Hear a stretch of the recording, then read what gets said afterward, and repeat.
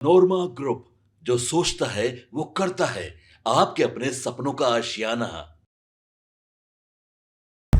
पिछले 3-4 दिनों में एनडीए गठबंधन की जो स्थिति है वो धीरे धीरे करके साफ होती नजर आ रही है। कहा तो ये भी जा रहा था कि एनडीए गठबंधन के भीतर सीट शेयरिंग का समझौता दिल्ली में तय कर लिया गया है, लेकिन ये अधूरी जानकारी है। पूरी जानकारी आपको बता दें कि जो नए सर्वे रिपोर्ट आए हैं और भारतीय जनता पार्टी और आरएसएस ने जो सर्वे कराए हैं, उस सर्वे के हिसाब से भारतीय जनता पार्टी को ऐसा लगता है कि कुछ और आगे की रणनीति बनानी पड़ेगी और कुछ और नया परिवर्तन करना पड़ेगा एनडीए गठबंधन को यदि सत्ता में लाना है तो।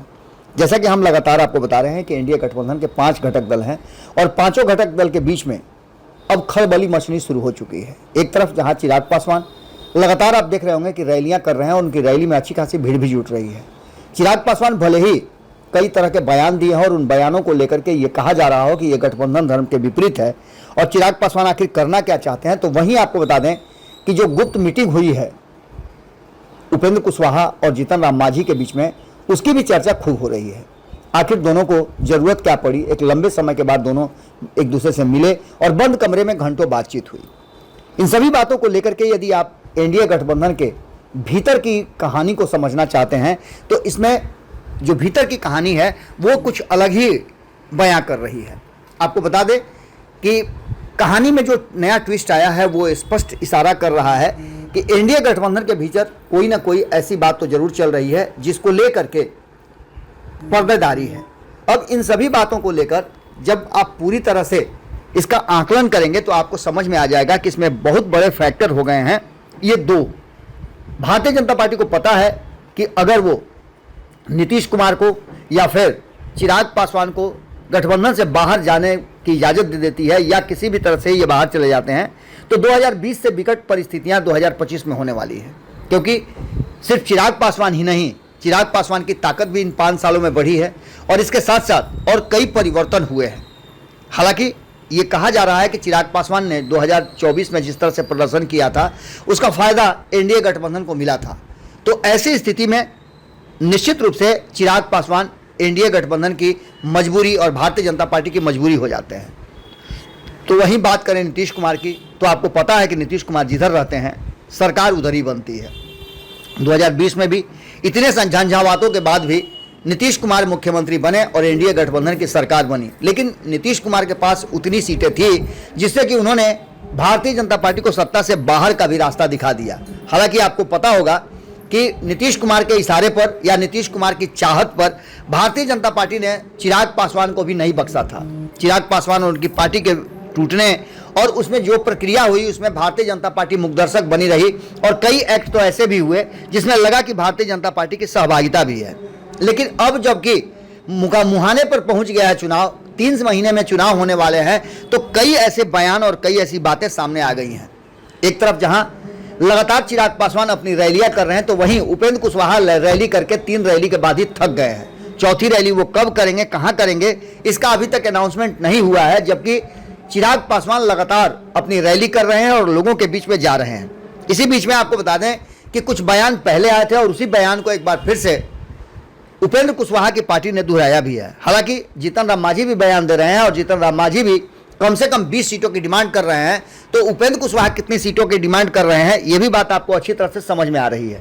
लेकिन हमने आपको बताया भी था कि जो वर्तमान परिस्थिति है उसमें 243 सीटों को यदि डिवाइड किया जाए एनडीए गठबंधन के वर्तमान घटक दलों में, तो उसमें से उपेंद्र कुशवाहा और जीतन राम मांझी के खाते में 6-7 सीटों से ज़्यादा आता हुआ दिखाई नहीं दे रहा है।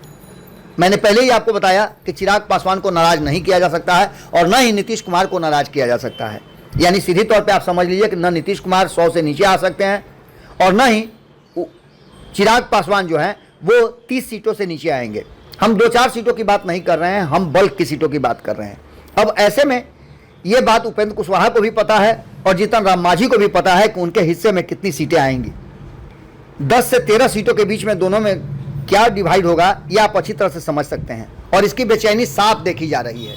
उपेंद्र कुशवाहा के पास समय कम है क्योंकि उपेंद्र कुशवाहा की पार्टी के भीतर 2020 में आपको जैसा कि जानकारी मिली भी होगी, हमने आपको कई बार बताया है कि 130 के आसपास सीटों पे चुनाव, 120 या 130 की सीटों पे चुनाव लड़े थे। उनके पार्टी में कम से कम 20 ऐसे दावेदार हैं जो चुनाव लड़ना चाहते हैं और अपना सब कुछ न्यौछावर करके उपेंद्र कुशवाहा की पार्टी में आए हैं। हमने आपको वो लिस्ट भी बताया था। तो ऐसी स्थिति में उपेंद्र कुशवाहा के लिए बड़ा मुश्किल होगा अपनी पार्टी को बचाना और अपने लोगों को पार्टी के भीतर रखना। लोकसभा का चुनाव है नहीं, ये बिहार का चुनाव है, और विधानसभा के चुनाव में भी अगर उपेंद्र कुशवाहा अपने लोगों को टिकट नहीं दे पाएंगे तो उपेंद्र कुशवाहा की पार्टी और उपेंद्र कुशवाहा के राजनीति में होने का मायने ही बदल जाएगा। ऐसी स्थिति में उपेंद्र कुशवाहा ने एक बार फिर से बयान दिया है और एनडीए गठबंधन को डराने की कोशिश की है। बिहार चुनाव से पहले एनडीए के बड़े पार्टनर और आरएलएसपी सुप्रीमो उपेंद्र कुशवाहा ने एक बार फिर से बयान दिया। उन्होंने इशारों में कहा है कि एनडीए नेताओं को खूब खरी खोटी सुनाने की जो उनकी चाहत थी उसको दबे जुबान में सुनाते हुए उन्होंने कहा है कि कुछ लोग उपेंद्र कुशवाहा को कद्दू का बाती समझते हैं, उंगली दिखाएंगे और गल जाएंगे। उपेंद्र कुशवाहा किसी के उंगली दिखाने से गलने वाला नहीं है, क्योंकि अपनी ताकत साथ है। पिछले अनुभव से सबको अच्छी तरह से पता है और वो समझ लें कि क्या होने वाला है। कुछ लोगों को गलतफहमी आ गई है, उन लोगों की गलतफहमी इस बार चुनाव में दूर हो जाएगी। हम सभी एक ही नाव पे सवार हैं, अकेले उपेंद्र कुशवाहा कैसे डूबेगा? उपेंद्र कुशवाहा डूबेगा तो आप भी डूबेंगे, उपेंद्र कुशवाहा उगेगा तो आप भी उगेंगे। उपेंद्र कुशवाहा का यह बयान तेजी से वायरल हो रहा था और एक बार फिर से उपेंद्र कुशवाहा ने इस बयान को रिपीट भी कर दिया है। चिराग पासवान के बाद कई ऐसे नेता हैं जो बयान देने में संयम बरतते जरूर हैं, लेकिन आपको बता दें कि 243 सीटों पर चुनाव लड़ने की बात करके और इसको एनडीए गठबंधन और अपनी पार्टी के लिए फायदेमंद बताते हुए चिराग पासवान ने कई रैलियों में अपनी बात को रखा है। अब जो वर्तमान स्थिति बनी है उसमें 243 विधानसभा सीटों के लिए होने वाले इस चुनाव में एनडीए के घटक दलों के बीच सीट शेयरिंग का मुद्दा जटिल होता जा रहा है। सूत्रों के अनुसार अगर देखा जाए तो भारतीय जनता पार्टी और जनता दल यूनाइटेड 100 सीटों पर चुनाव लड़ेगी, 1-2 सीटें इधर उधर हो सकती हैं। इसके साथ साथ अब छोटे सहयोगी दलों को क्या मिलने वाला है? तो चिराग पासवान की लोक जनशक्ति पार्टी 22 से 25 सीटों पर मानेगी नहीं, और अगर ऐसा होता है तो आप समझ लीजिए कि चिराग पासवान एनडीए गठबंधन में रहें, इसकी संभावनाएं कम है। तो वहीं उपेंद्र कुशवाहा के लिए 5-6 सीटें और जीतन राम मांझी के लिए भी 4-5 सीटें, 5-6 सीटें यही मिल के आ रहा है, क्योंकि बाकी के लोगों के पास 10 से 12 सीटें बचती हैं और इसी में से बंटवारा करना है। अब ऐसी स्थिति में दोनों को ऐसा लगता है, हमने खबर में आपको पहले ही बताया था कि ये दोनों 122 और 121 का फॉर्मूला जो नीतीश कुमार का है उस फॉर्मूले पर ज़्यादा भरोसा कर रहे हैं। यही कारण है कि उपेंद्र कुशवाहा ने, आपने देखा होगा कि नीतीश कुमार को सलाह भी दिया था, और नीतीश कुमार जो चाहते हैं या भीतर ही भीतर जो चर्चाएं चल रही हैं जनता दल यूनाइटेड में निशांत को लाने की, उसकी भी पैरोकारी की है। यह साफ बता रहा है कि 122 का फॉर्मूला यदि तय होता है तो नीतीश कुमार के हिस्से का जो सीट होगा उसमें से बची हुई जो 122 में से सीटें हैं उनमें से अधिकांश सीटें इन दोनों में डिमांड और बंटवारे की बात कही जा रही है। इससे इनको कम से कम 3-4 सीटों का फायदा हो जाएगा। लेकिन नीतीश कुमार ने साफ कर दिया है कि वो एनडीए गठबंधन में अपनी सीटों का से मतलब रखते हैं, उनको बाकी के सीटों से कोई मतलब नहीं है। उन्हें जो सीटें मिलेगी उनको उसी से मतलब है, अपनी सीटों में से वो किसी को बांटने नहीं जा रहे हैं। और ये बात अब ताज़ा आई है। इस ताज़ा बयान के बाद आपको बता दें कि जीतन राम मांझी को 20 से 30 सीटें चाहिए, तो वहीं 20 से 30 सीटों की डिमांड 2015 की तरह उपेंद्र कुशवाहा भी कर रहे हैं। वहीं 40 से 50 सीटों की दावेदारी चिराग पासवान की है। ऐसे में 243 सीटों को बांटना बड़ी टेढ़ी खीर हो जाएगी। तो ऐसे में क्या हो सकता है, आप अच्छी तरह से समझ रहे हैं कि ऐसी स्थिति में भारतीय जनता पार्टी कुछ और ही सोच रही है। भारतीय जनता पार्टी के पास कई ऑप्शन हैं, उस ऑप्शन पर विचार करके भारतीय जनता पार्टी को इन दोनों से ज़्यादा फायदा मिलने की संभावना व्यक्त की जा रही है। एक तरफ उपेंद्र कुशवाहा जो खुद का चुनाव तो हार ही गए हैं, बाकी शाहाबाद और मगध के क्षेत्र में बुरी हार हुई है एनडीए गठबंधन की, जिसमें उपेंद्र कुशवाहा भी चुनाव लड़ रहे थे और एक बड़े नेता थे। उपेंद्र कुशवाहा से बड़ा नेता और कोई नहीं था, क्योंकि वो अपनी पार्टी की तरफ से एकमात्र ऐसे नेता थे जो लड़ रहे थे। जीतन राम मांझी ने तो अपना पूरा कर लिया, लेकिन उपेंद्र कुशवाहा का कोटा पूरा नहीं हुआ है। तो ऐसी स्थिति में उपेंद्र कुशवाहा यदि एनडीए गठबंधन से चले भी जाते हैं तो सम्राट चौधरी उस खेमे को संभाल लेंगे। कुशवाहा समाज अभी भी बटा हुआ है और बहुत सारे लोग, बहुत सारे कुशवाहा समाज के नेता राजद की तरफ भी अपनी नज़र गड़ाए हुए हैं और राजद की तरफ भी देख रहे हैं। राजद ने भी पिछले चुनाव में 2024 में कुशवाहा वोट बैंक में संधमारी की थी और अभय कुशवाहा उसी की उपज है। तो ऐसी स्थिति में अगर एनडीए गठबंधन या भारतीय जनता पार्टी ये सोच रही है कि उपेंद्र कुशवाहा की जगह किसी और दल को शामिल किया जाए, तो उसमें सबसे मजबूत दावेदारों में से आईपी गुप्ता नजर आ रहे हैं। आईपी गुप्ता का लगभग 40 लाख के आसपास वोट एक मुश्त जहां चाहेंगे वहां जाएगा। सिर्फ भारतीय जनता पार्टी और एनडीए गठबंधन को करना इतना ही है कि नरेंद्र मोदी जो प्रधानमंत्री हैं उनको और गृह मंत्री अमित शाह को सिर्फ ये घोषणा कर देनी है कि इस समाज को, ताती तत्वा को वो फिर से उसी आरक्षण की श्रेणी में ला करके खड़ा करेंगे। इसके लिए वो नोटिफिकेशन जारी कर दें और विधानसभा माफ कीजिएगा, लोकसभा का सत्र चल रहा है, इस सत्र में वो ऐसा कर भी सकते हैं। तो ऐसी स्थिति में उपेंद्र कुशवाहा से ज़्यादा फ्रूटफुल और फायदेमंद आईपी गुप्ता हो सकते हैं।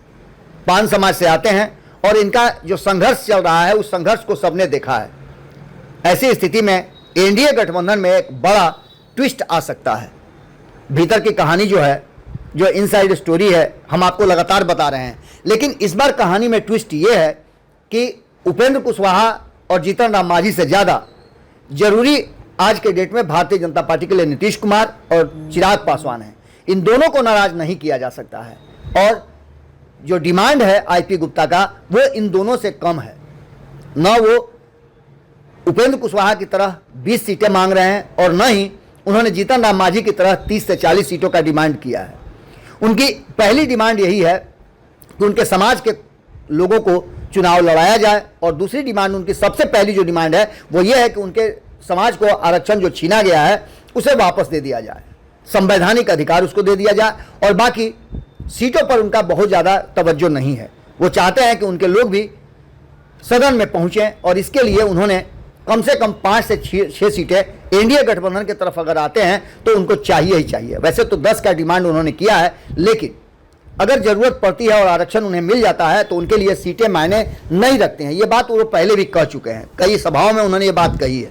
अब ऐसे में देखना बड़ा दिलचस्प होगा कि क्या निकल करके सामने आता है। एक बात तो तय मान के चलिए कि जिस तरह से ये परिस्थितियां बनी हैं और एनडीए गठबंधन हर हाल में बिहार की सत्ता में काबिज होना चाहता है, उसके लिए कहानी में ट्विस्ट लाना जरूरी है। और यही कहानी में ट्विस्ट के एनडीए से एक नहीं 2-2 दल की विदाई हो सकती है। चिराग, नीतीश बीजेपी की मजबूरी है और ये जरूरी हैं। ये कौन कौन जरूरी हैं, इसके अलावे आप समझ सकते हैं कि अगर ऐसा कुछ होता है तो एक और आरक्षण मांगने वाले शख्स मुकेश सहनी भी उस खेमे में जा सकते हैं। देखना होगा कि क्या कुछ निकल के सामने आता है। ये 3 महीने का जो समय है बिहार में विधानसभा के चुनाव से पहले का, ये काफ़ी दिलचस्प और ड्रामेटिक रहने वाला है। कभी भी कोई भी परिवर्तन हो सकता है। जैसे नीतीश कुमार सुबह सवेरे एक ट्वीट कर देते हैं और बता देते हैं कि आज हमने इस समाज को ये दे दिया, आज हमने इस विभाग को ये दे दिया, आज हमने 125 यूनिट बिजली दे दी, तो आज हमने आशा दीदी को 3 गुना उनका मानदेय बढ़ा दिया। ऐसे ही किसी दिन सुबह में आप सुनिएगा कि आज हमने आईपी गुप्ता की पान समाज, तांती तत्वा को आरक्षण दे दिया। तो किसी दिन ये भी सुन सकते हैं कि आज हमने मुकेश सहनी के सहनी निषाद समाज को आरक्षण दे दिया। और ये अगर हो जाता है तो ये दोनों सीटों पर नहीं, अपने उस विचार पर, अपनी डिमांड पर ज़्यादा तवज्जो देंगे जिसकी वो लंबे समय से मांग कर रहे हैं। अब देखना होगा कि क्या कुछ निकल के सामने आता है। परिस्थितियाँ कुछ अलग बनी हैं और ऐसे में एनडीए गठबंधन को सत्ता में आना है तो कुछ अलग करना होगा। जुड़े रहिए भारत लाइव के साथ। इस खबर के बाद, इस विश्लेषण के बाद आपकी राय कमेंट बॉक्स में जरूर रखिएगा। बहुत बहुत धन्यवाद। नमस्कार। आपके सपनों को हमने सजाया है, ई होम्स पैनोरामा को हमने बनाया है। ई होम्स मेरा एक सपना था जिस पे मैं पिछले 4 साल से काम कर रहा था। हमने जो बनाया है वो सबने है माना। ई होम्स पैनोरामा में हो आपका भी आशियाना। और फाइनली हमने 2021 में इस प्रोजेक्ट को लॉन्च किया। बहुत लोग अप्रिशिएट कर रहे हैं कि पूर्णिया जैसे शहर में, बिहार के, एक तो बिहार की बात करें उसमें भी पूर्णिया जैसे छोटे जगह में इस तरह का लाइफस्टाइल देना, ये सुन के हम लोगों को बहुत अच्छा लगता है। ई होम्स में हमने कुछ और भी किया है, जैसे हम जिस जगह में रह रहे हैं हमारे फैमिली सिक्योर हो, उनको सिक्योरिटी का ध्यान में रखा है। आपकी सुविधा और सुरक्षा आपके लिए खास है, ये आपका विश्वास है। इसमें आर्टिफिशियल इंटेलिजेंस का 7 लेयर सिक्योरिटी का हमने इस्तेमाल किया है। लस ग्रीन कैंपस को बनाया है। यदि हमारा बाउंड्री वाल है तो वो वर्टिकल गार्डन है, ये जितनी भी फैसिलिटी होता है एक इंटरनेशनल टाउनशिप में ई होम्स है, ये हम लोग विश्वास नहीं कर पा रहे हैं। जो भी हमारे मित्र दोस्त या जो भी हमारे बाहर के बाहर आते हैं तो हम लोगों को बहुत अच्छा सुनने को मिलता है और बहुत अच्छा क्रेडिट मिल रहा है। वो सारा हमने सिर्फ एक बिल्डिंग नहीं बनाया, हमें एक बहुत अच्छा लाइफस्टाइल दिया ई होम्स में, और मेरा एक सपना था जिसको मैं आज फुलफिल होते हुए देख पा रहा हूँ। ये आपका आवास है। ई होम्स पैनोरामा में अब आपका निवास है। E homes Panorama, luxurious lifestyle redefined. Panorama group, जो सोचता है वो करता है। अगर ये वीडियो पसंद आई और वह बिहार के राजनीति और बिहारियत से सरोकार रखेनी तो सब्सक्राइब बटन दबा के चैनल के सब्सक्राइब कर ली। ओजे एगो घंटी बा, ओकरा बटन दबा देला से कुल सटीक और मारक खबर रुआ मुफ्त में मिल जाई। अगर रुआ पत्रकारिता के हमनी के नया प्रयोग में सहयोग कर चाहतानी तो ज्वाइन बटन दबा दी। पेटीएम नंबर नोट कर ली 938681